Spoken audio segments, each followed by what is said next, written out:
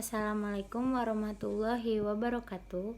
Perkenalkan, nama saya Nida Rohadatul Aisfuri dari kelas D mata kuliah Bahasa Indonesia.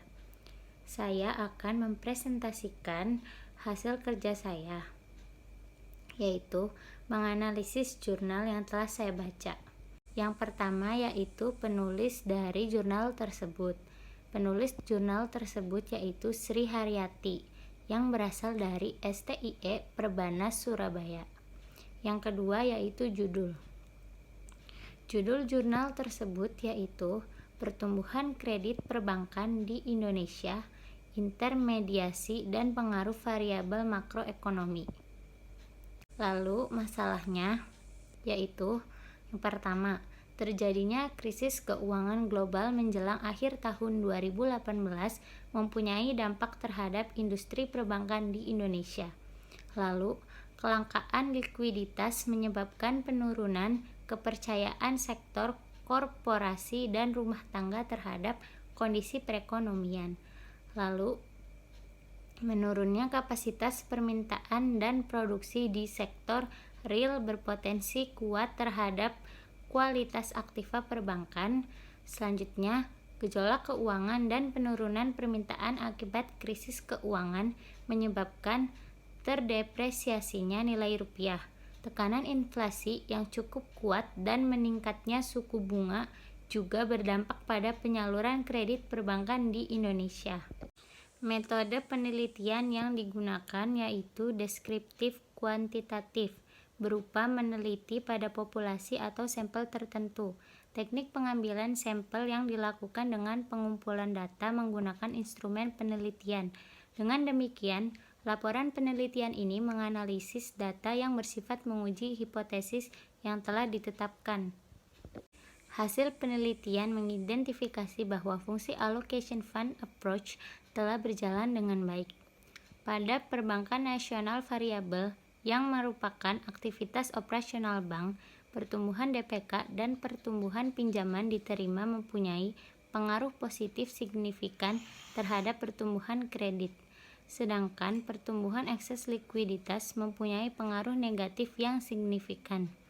Hal ini mengidentifikasi bahwa fungsi intermediasi perbankan nasional telah berjalan dengan baik, sedangkan semua variabel makroekonomi, suku bunga BI, inflasi, dan nilai tukar semuanya mempunyai pengaruh signifikan terhadap pertumbuhan kredit.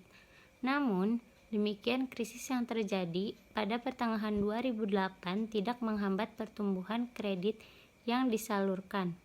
Hal ini mengidentifikasi bahwa kemampuan fundamental perbankan nasional sudah cukup baik.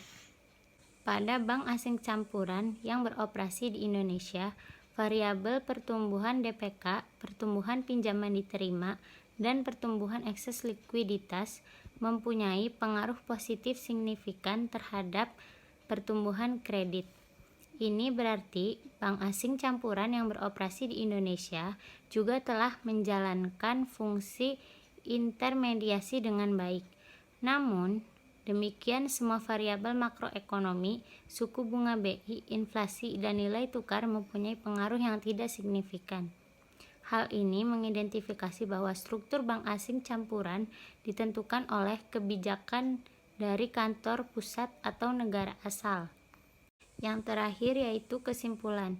Penelitian ini dilakukan untuk mengetahui pengaruh variabel makroekonomi yang terdiri dari suku bunga, tingkat inflasi, dan nilai tukar, dan variabel pertumbuhan akses likuiditas atau secondary reserve, serta variabel penghimpunan dana yang terdiri dari dana pihak ketiga, pinjaman diterima, dan modal sendiri atau ekuitas terhadap pertumbuhan kredit pada perbankan yang beroperasi di Indonesia. Variabel pertumbuhan akses likuiditas dan pihak ketiga, pinjaman diterima, ekuitas suku bunga BI, inflasi, dan nilai tukar secara bersama-sama mempunyai pengaruh signifikan terhadap pertumbuhan kredit baik pada perbankan nasional maupun bank asing campuran. Model regresi untuk kedua kelompok bank memang berbeda. Hal ini diperkuat dengan hasil pengujian pengaruh secara parsial, khususnya variabel makroekonomi yang mempunyai pengaruh signifikan pada perbankan nasional. Akan tetapi, pada bank asing campuran mempunyai pengaruh tidak signifikan. Sekian presentasi dari saya. Wassalamualaikum warahmatullahi wabarakatuh.